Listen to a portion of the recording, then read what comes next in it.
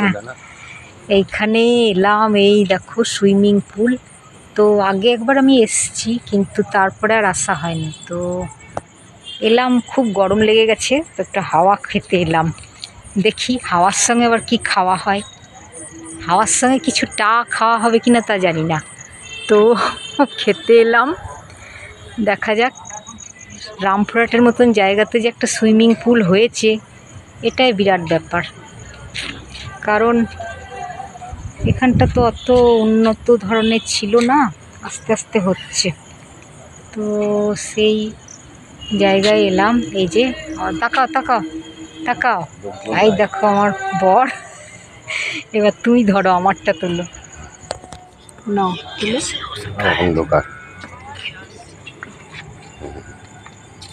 ভালো আসছে কি? ভাবলাম যে ড্রেস পরে একটু একদিন করতে হবে, মানে সুইমিং করতে হবে, কিন্তু জল দেখে ভয় লাগছে, বিরাট জল না? কি সুন্দর এই জায়গাটা।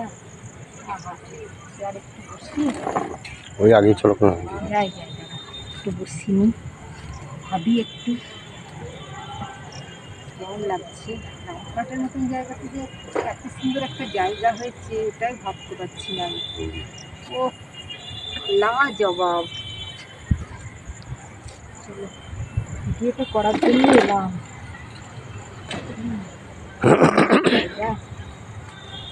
এখন কেউ না আসে,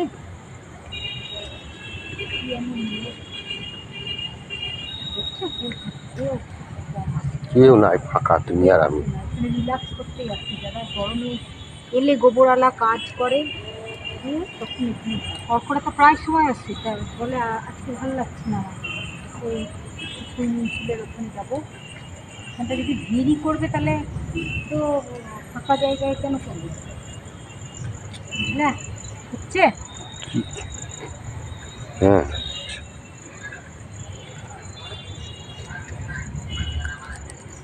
তুমি এসো না, এখানে এসো, দুজনে একসঙ্গে নিয়ে দেখি।